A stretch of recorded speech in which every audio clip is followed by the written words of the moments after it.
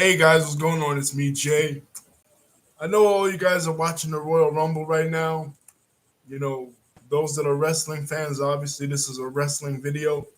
But I just wanted to get on here and talk about the latest controversy in the world of the WWE slash TKO holdings. Um, just mere days after their biggest announcement of their new shareholder, Dwayne The Rock Johnson, another bombshell hits. And this bombshell is even bigger than that of uh, the announcement of a new shareholder. And that is the resignation of the primary shareholder and the founder of the WWE branch of TKO Holdings, Vincent Kennedy McMahon, once again from his position. Now, as many recall, in 2022, he did a very similar thing. When allegations came out of sexual assault, sexual abuse, and different funny allegations, he was forced to resign by his people at that time. Uh, when it came out that he paid millions of dollars to women in hush money for sexual assault.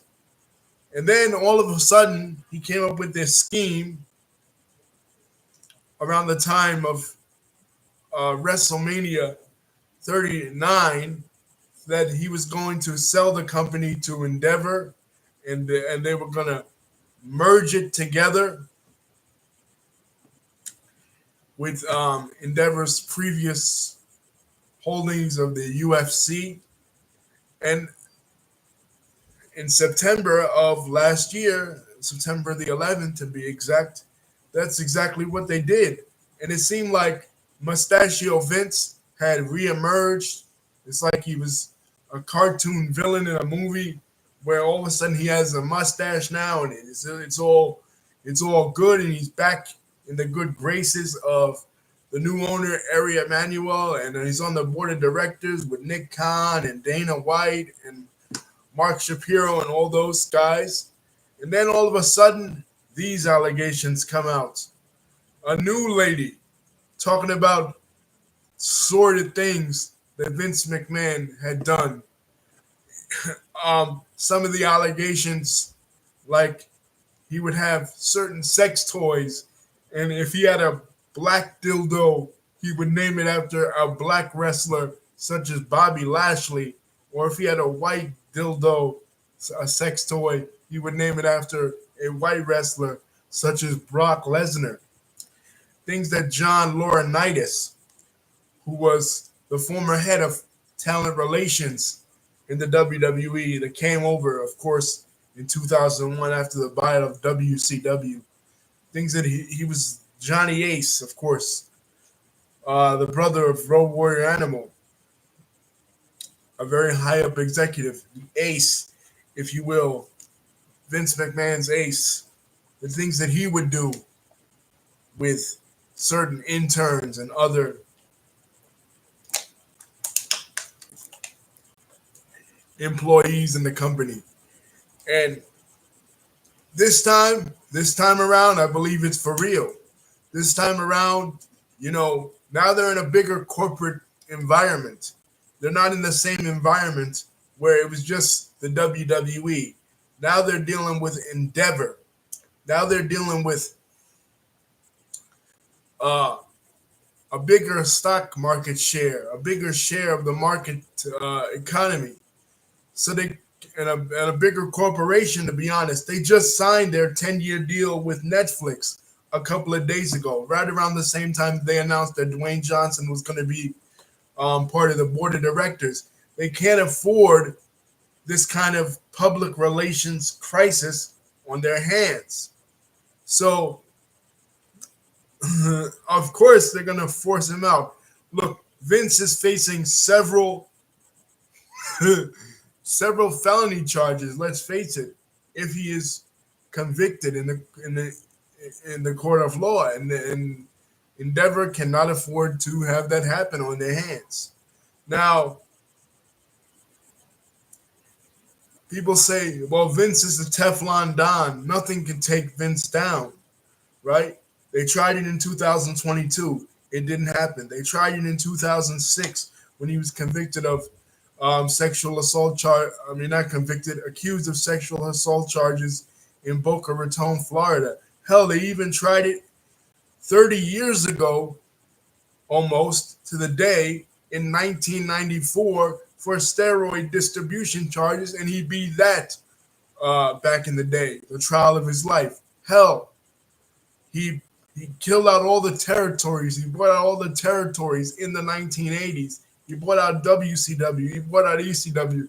He has survived the storm. He took on the billionaire that was Ted Turner in the 1990s and beat him. But this, I believe this is the final death nail in the coffin of Vincent Kennedy McMahon, because for the first time ever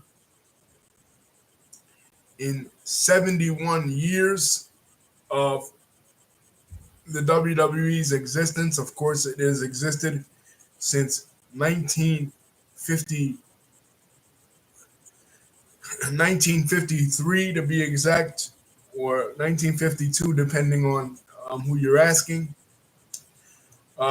When Vince's father, Vincent James McMahon, founded the company with the help of wrestling legend and wrestling pioneer and man who many consider to be the inventor of professional wrestling as we know it, taking freestyle wrestling and Olympic style wrestling and Olympic style grappling to the next level. Toothmont, they together, Vincent James McMahon and Toothmont, founded Capital Wrestling Corporation in 1952, which would become the Worldwide Wrestling Federation in 1963, when they would officially separate from the National Wrestling Alliance, which was the governing body of professional wrestling at that time. And then in 1979, they changed their name to the WWF. And then, of course, in 2002, they changed their name again from the WWF to the WWE. And then, of course, in 2023, they merged with Endeavor. And, here we are now. But during that whole time, a McMahon was in charge of professional wrestling. The McMahon family, of course, goes back to even further than the 1950s to the 1920s.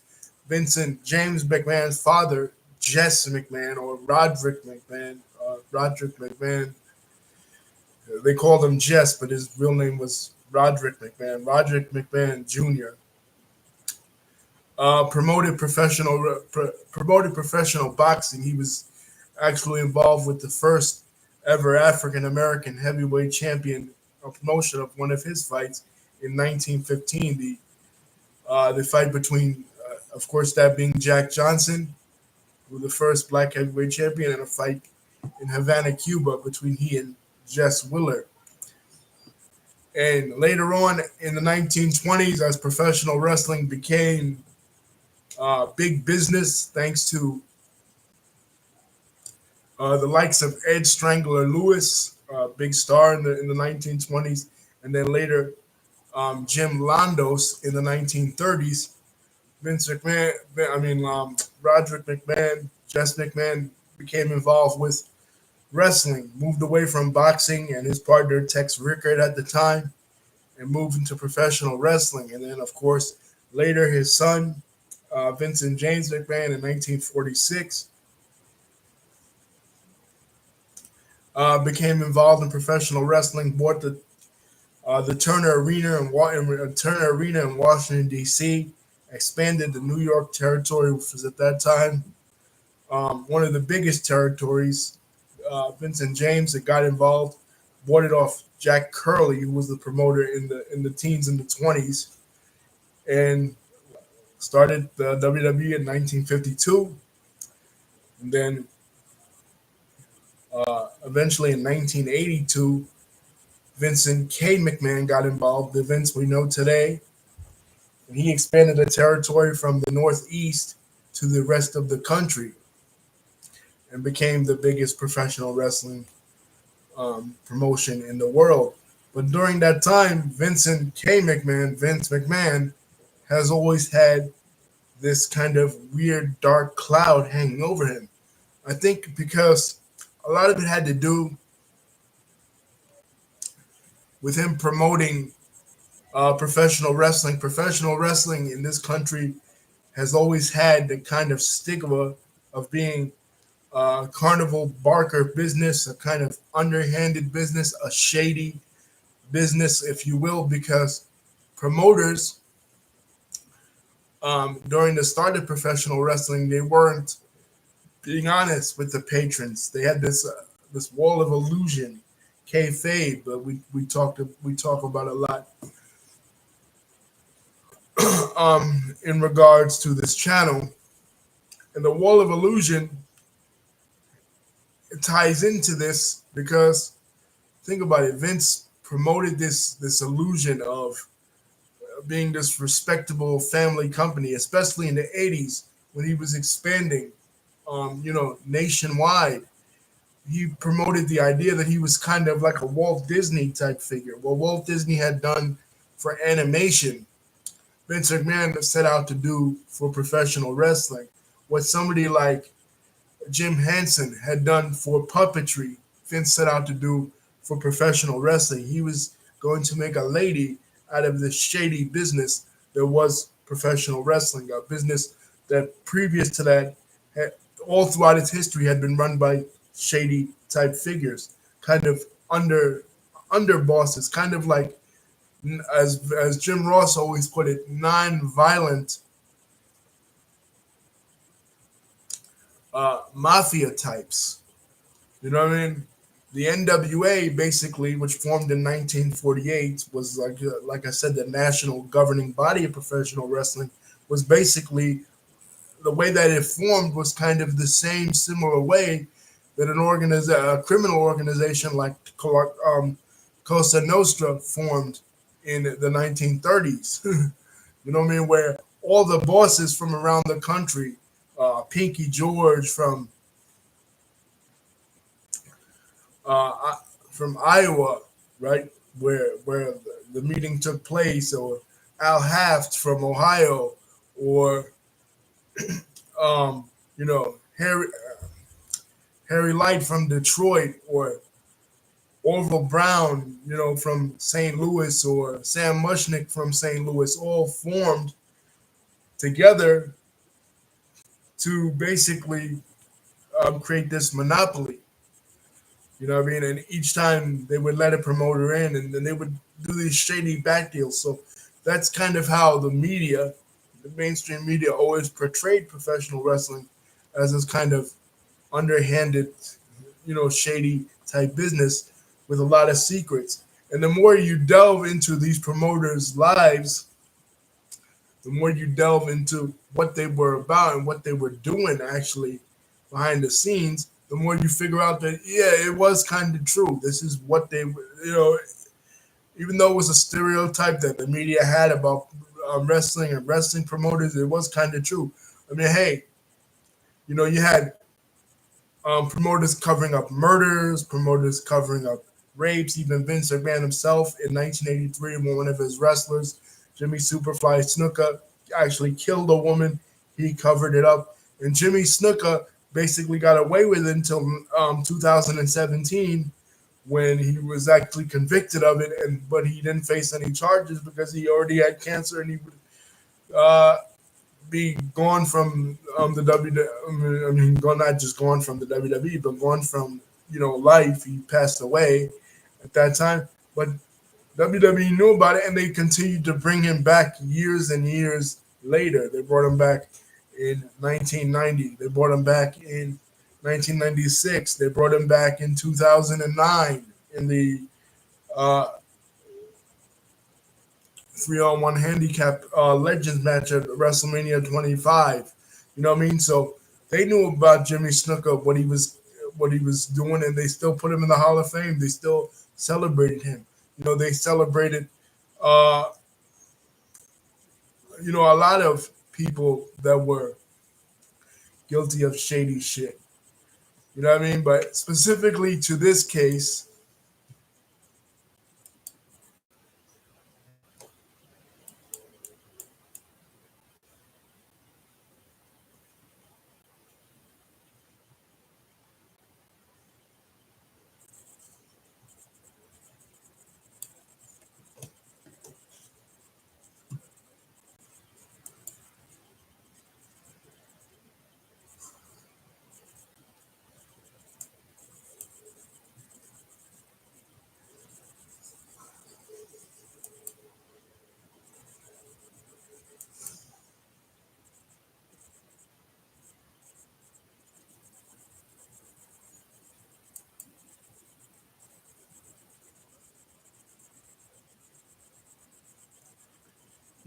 this woman, is really accusing Vince of crazy shit.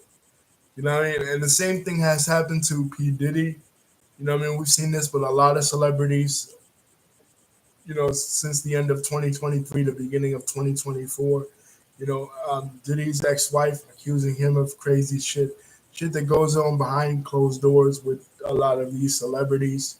You know what I mean? But as far as Vince, I don't think he could escape this one.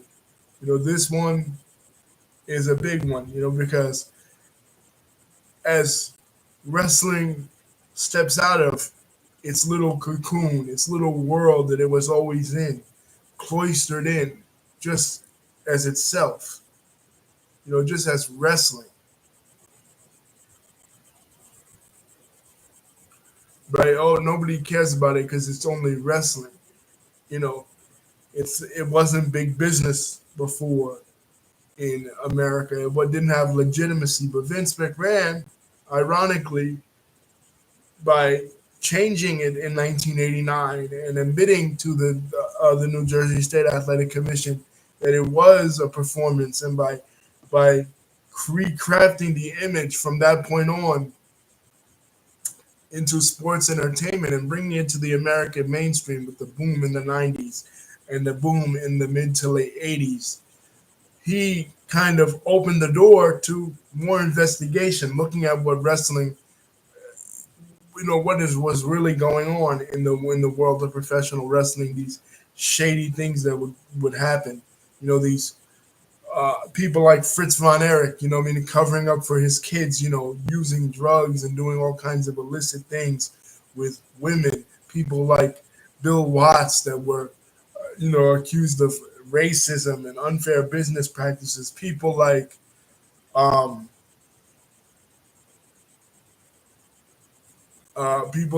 Rock and Roll Buck Zumhoff, who, despite statutory rape charges in the 1980s, was still brought back by Vern Gagne several times.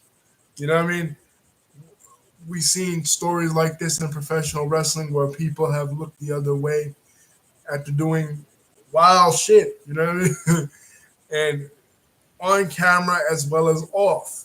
And there's a lot of on camera stuff that society considers to be reprehensible. It's a wild, wild west business, and it was that way for a long time. But now we're in a different world. Like I said, wrestling is moving more corporate. Wrestling is moving more into the mainstream. MMA is as well. We saw a couple of years ago, Dana White was in the same, not the same, but similar kind of high waters for physical abuse on his wife, when he slapped her.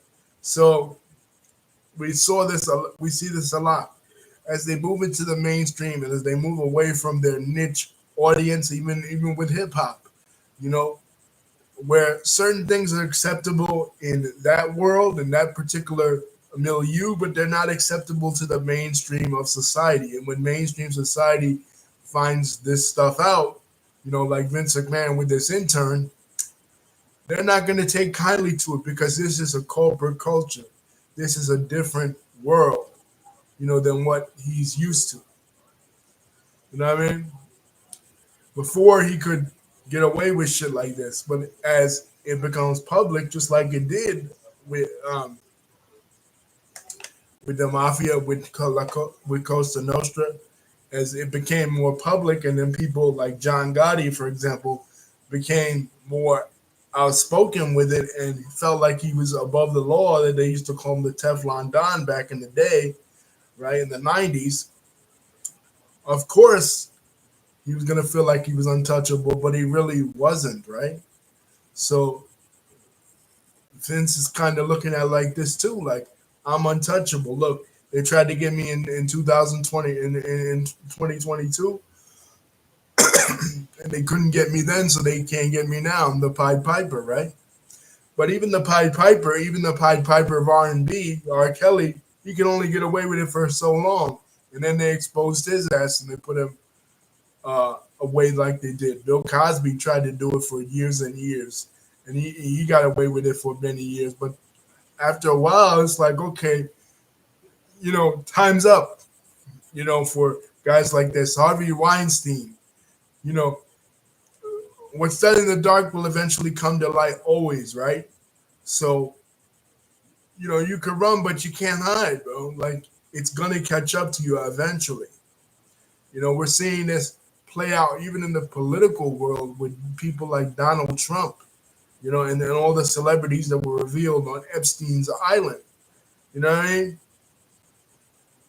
So we're living in a crazy world. But anyway, it's Royal Rumble time.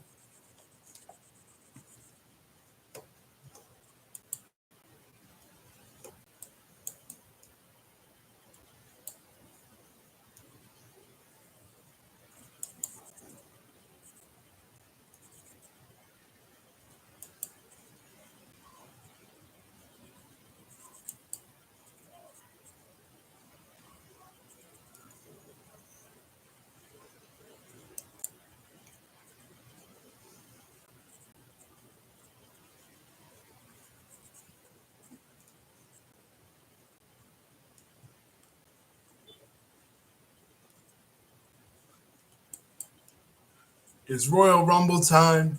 We all are looking forward to the Royal Rumble, to see the outcome of both the women's and the men's Royal Rumble. Um, because this is the road to WrestleMania. And I don't think Ari Emanuel and the people at TKO are going to let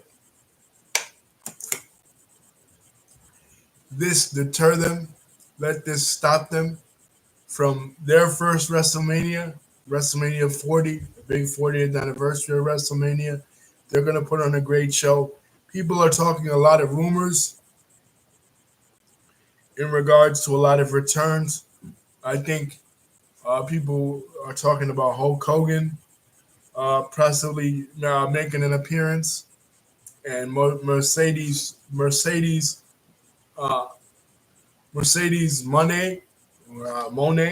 I'm never gonna get used to calling her Mercedes Monet, and if she comes back to WWE, I won't have to get used to it because she'll be back to being called Sasha Banks. But if she goes to AEW, I guess I will have to be uh, getting used to it. It's funny because we see the two owners of the two major companies in professional wrestling right now. Not counting TNA, but as far as like WWE and AEW, you got one guy that is very weak, one guy that is very beta, one guy that always will back down from a fight. You got another guy, Vince McMahon, that I mean, the first guy in Tony Khan, and the second guy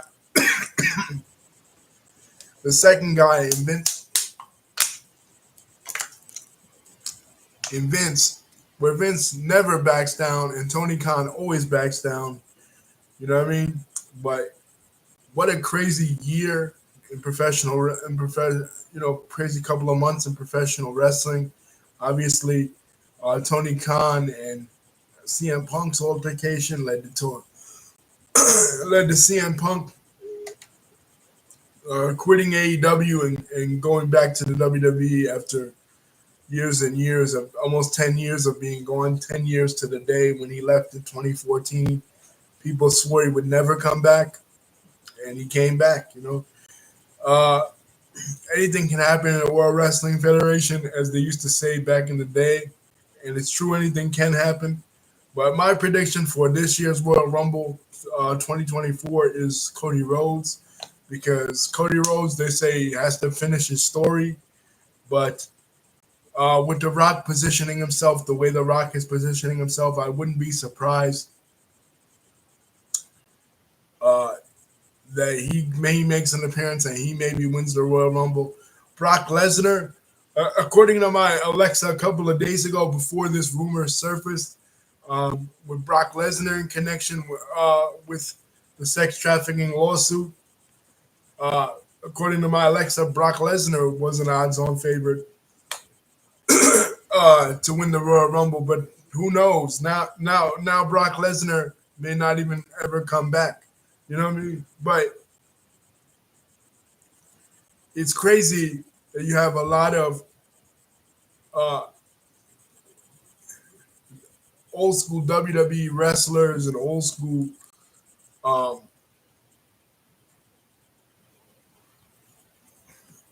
fans of WWE still defending Vince. You know what I mean? At a certain point, a person's actions become indefensible. You know what I mean? You may, you may, for example, like uh, somebody like a P Diddy, or you may have enjoyed Bill Cosby's shows, or some of Harvey Weinstein's movies, or things that Kevin Spacey had done, or things that you may agree politically with somebody like, for example, Trump or Brett Kavanaugh. But at a certain point, you cannot defend the person's actions. The person's actions become indefensible because what the person has been accused of, you know what I mean? Like with somebody like, say, a Ravi Zacharias, right? A person who, a man of the cloth, a Christian apologist, famous Christian apologist who passed away on May 19th, 2020.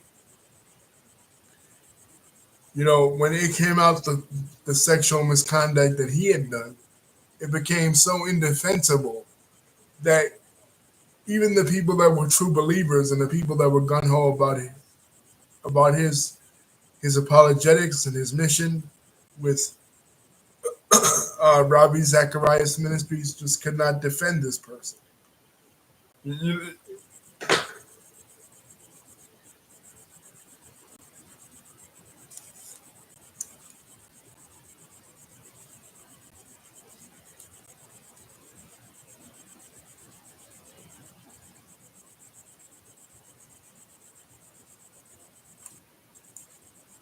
And I believe that's the case. Uh, I believe that's the case with Vince. I believe that nobody can defend Vince at this point. Even if you're the biggest Vince mark there ever was, I consider him to be the best businessman in the history of the United States, other than Walt Disney, as far as in the world of entertainment. I mean, you have other people like Elon Musk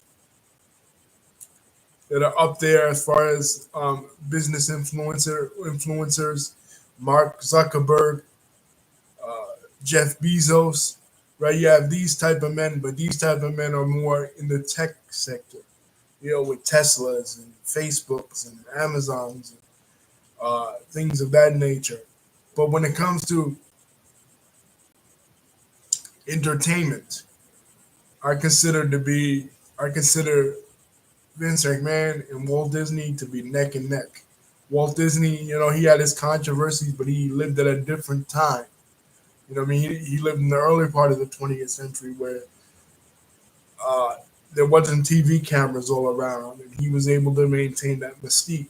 Vince was never able to maintain that mystique because he grew up in the full light of the television era, and he built his empire on the television era out of something that wasn't respectable and made it respectable and crafted an image of it to be respectable. Like I said, you know what I mean. So it's like it's like comparing the OG Christianity to Mormonism. You know what I mean? Of course, Mormonism, there's going to be a lot more historicity to it because it came up in the 1800s, whereas Christianity came up in the first century AD, where there wasn't a lot of focus on it. So that's how I look at the differences between Vince and Walt Disney. Walt Disney always maintained that mystique, even to this day. The Disney company won't release a movie about Walt because they don't want bad things to come out about Walt. But there obviously were bad things: anti-Semitism, racism. Some say pedophilia. Even in that case, you know, with Walt, we have no proof of it. But Vince didn't have that kind of mystique. Vince was a more rugged individualist type, a product of the late 20th century, early 21st century. Anyway, guys, don't forget to like, comment, and subscribe. Hit the bell button to see when my next video is coming out. Peace, love you.